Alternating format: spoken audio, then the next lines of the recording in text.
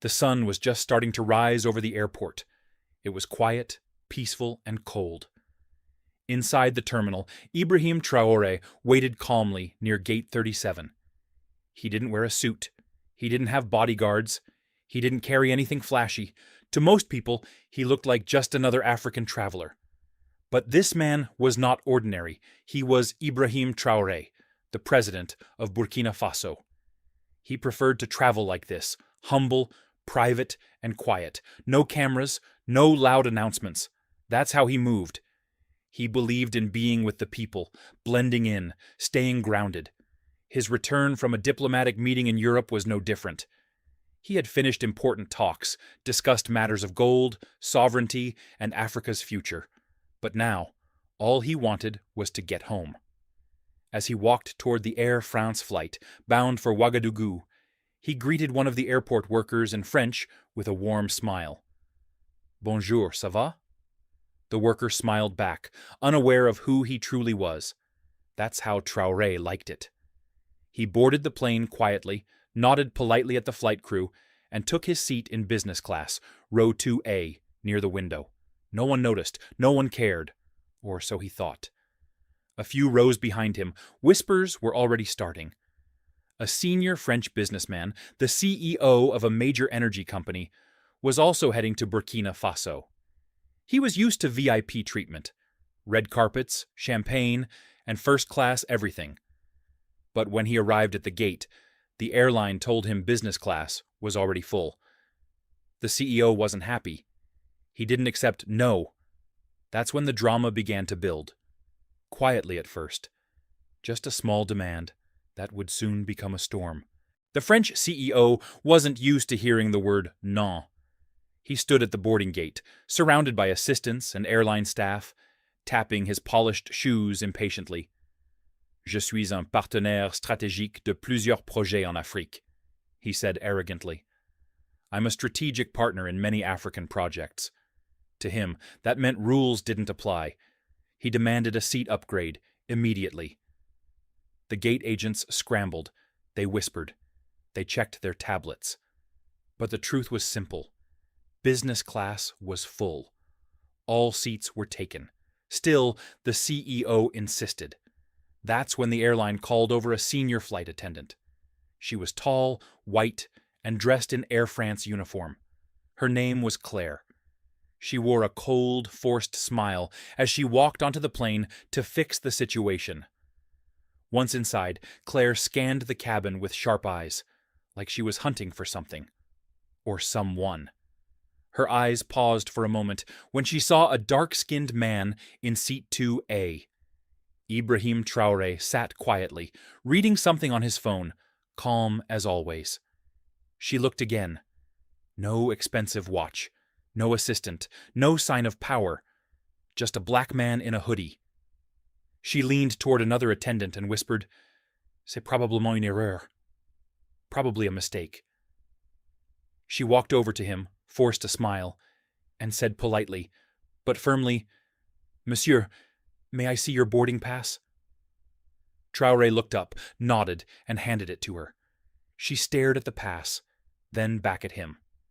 The seat number was correct, but something inside her didn't sit right.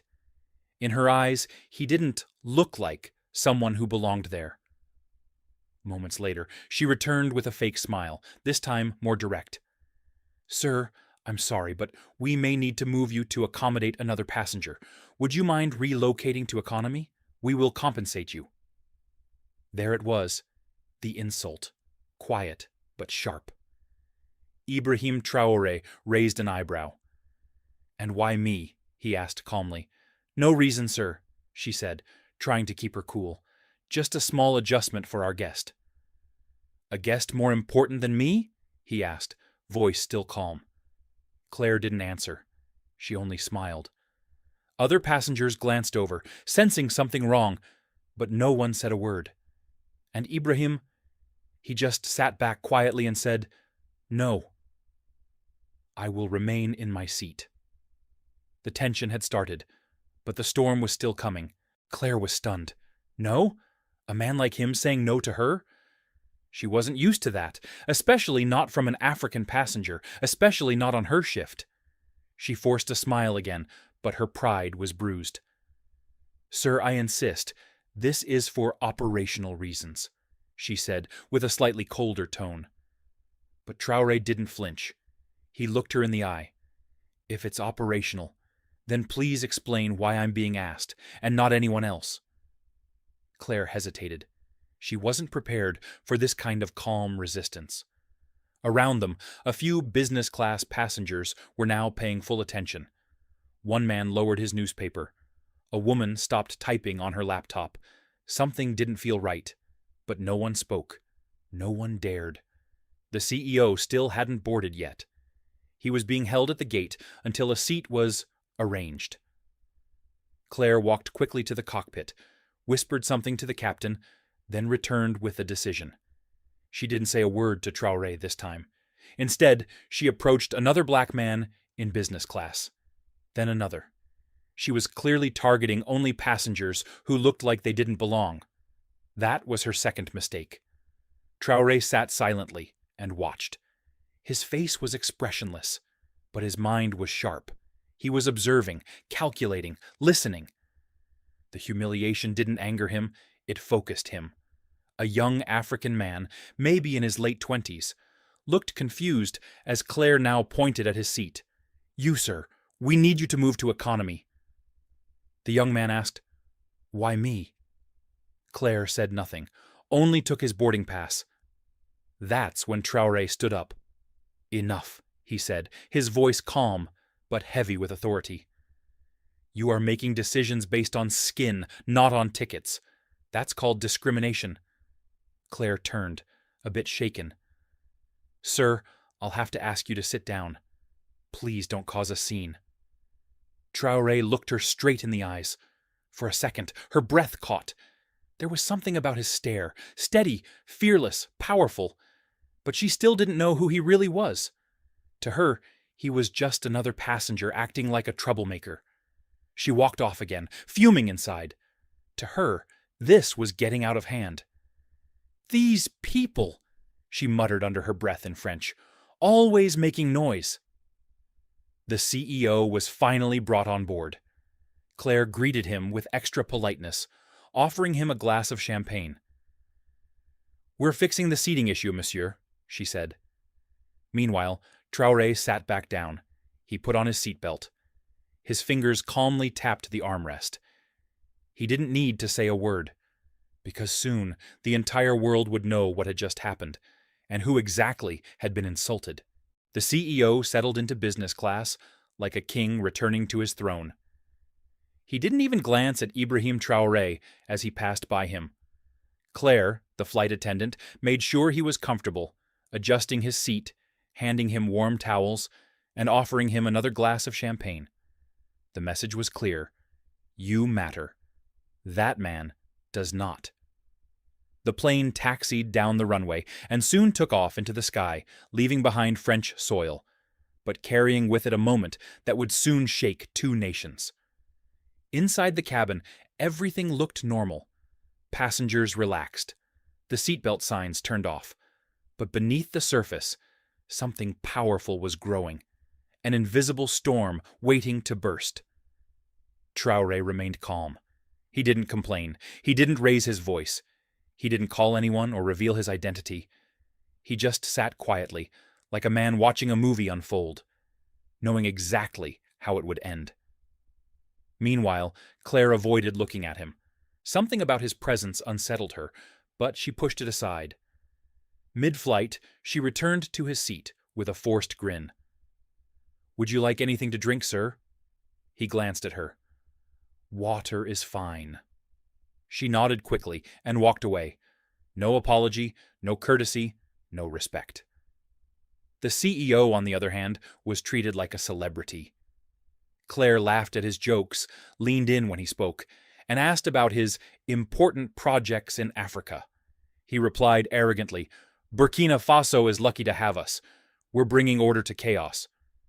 Claire nodded in agreement, completely unaware that the very man he was insulting was sitting just 2 rows away. One woman in the cabin, An African nurse returning home to Bobo Dioulasso noticed everything.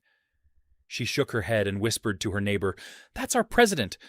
They don't even know who they're humiliating." Her neighbor's eyes widened in disbelief, but they said nothing.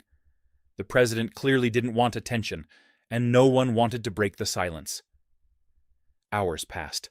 The lights dimmed. Most passengers slept. But Ibrahim Traore remained awake, looking out the window at the clouds. He wasn't angry. He was patient, and when the wheels touched the ground in Ouagadougou, that patience would become history. The plane began its slow descent into Ouagadougou. The cabin lights flickered on. The captain announced their approach in French and English. Passengers stretched, fastened their seatbelts, and prepared to land. Claire walked through the aisle with her clipboard, still smiling at the CEO and ignoring Ibrahim Traore completely. Outside, the view was breathtaking. Golden sun over red soil, the city below waking up as the aircraft glided down. But what no one inside the plane could see just yet was the growing convoy waiting at the airport. Rows of black SUVs, military vehicles, and a presidential escort forming on the tarmac. Inside the cabin, whispers started spreading, only softly at first. "I see soldiers. Are we landing into a war zone?" one foreign passenger asked nervously. No, that's military protocol," another replied. "Maybe someone important is arriving." The French CEO smirked. "Must be for me," he chuckled to Claire. She laughed along with him, already preparing to walk him out ahead of the other passengers. She had even planned to personally escort him to the terminal, but the plane had barely stopped rolling when the entire atmosphere changed. Out the window, the passengers saw presidential guards in uniform, lined up sharply, weapons at their sides, standing in full attention. Behind them stood Burkina Faso's top ministers.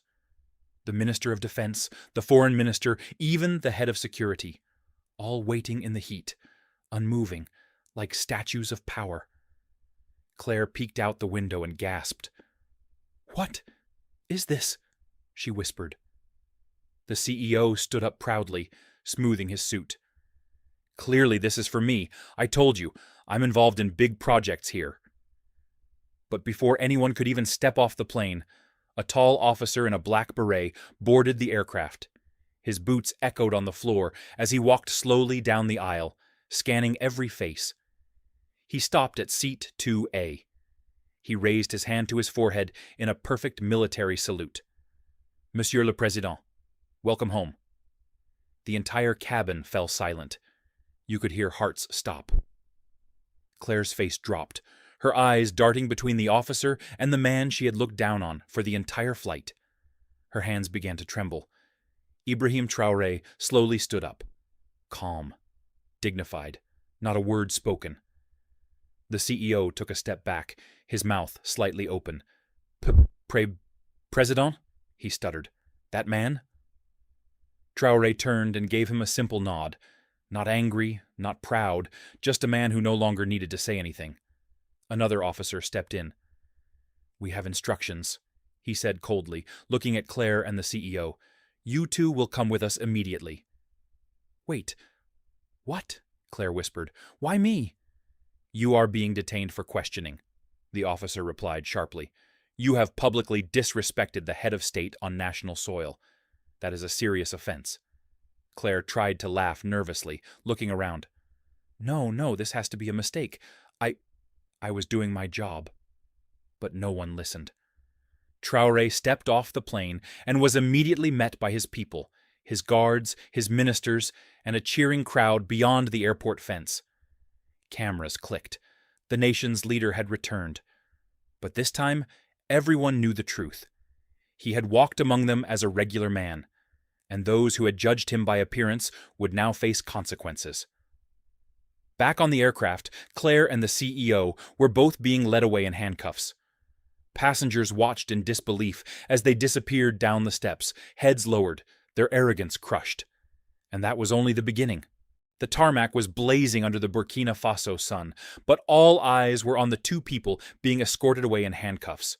Claire, the Air France flight attendant, and the high-powered French CEO. Gone were their smug smiles. Gone was the arrogance.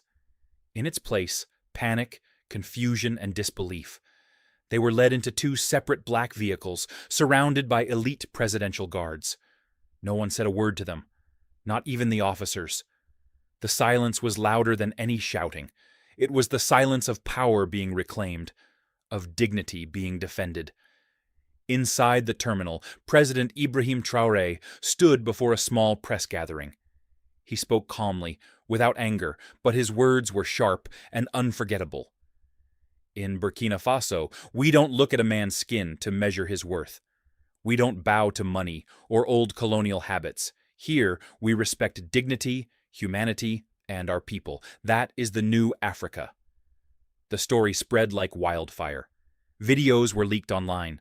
Footage of the arrest, images of the military saluting Traore, news clips showing the CEO being dragged away, looking like a child caught stealing. Social media exploded. Has to respect Africa, and Hausbrook, I stand with Burkina, trended globally. African youth across the continent celebrated, cheering a moment they'd never forget. At the Ministry of Justice, Claire and the CEO were formally charged with public insult and discrimination toward the head of state disrespect on Burkinabe soil, abuse of power, and attempted intimidation. The French embassy tried to intervene. Phone calls were made. Diplomatic requests poured in. But Traore gave a clear response. This is not a colony. This is a sovereign nation. They will face justice, just like anyone else. Meanwhile, Air France scrambled to control the damage. The airline issued a public statement within 24 hours. A clumsy apology filled with corporate language and empty regret. But it wasn't enough. Burkinabe citizens began calling for a boycott. Other African countries joined in. Claire, now locked in a detention center outside Ouagadougou, broke down in tears during questioning. "I didn't know who he was," she sobbed. "I was just following procedures." The investigator looked at her coldly. "You didn't need to know who he was. You just needed to treat him like a human being." The CEO, now facing potential legal action in both Burkina Faso and France, tried to use his influence to escape. But the court made a powerful ruling. No immunity, no special treatment. Let justice be equal. Traore never gloated. He never once mocked them. He simply returned to the presidential palace and continued his work, building roads, empowering young people, strengthening the military, defending the land. But that moment on the plane became legend.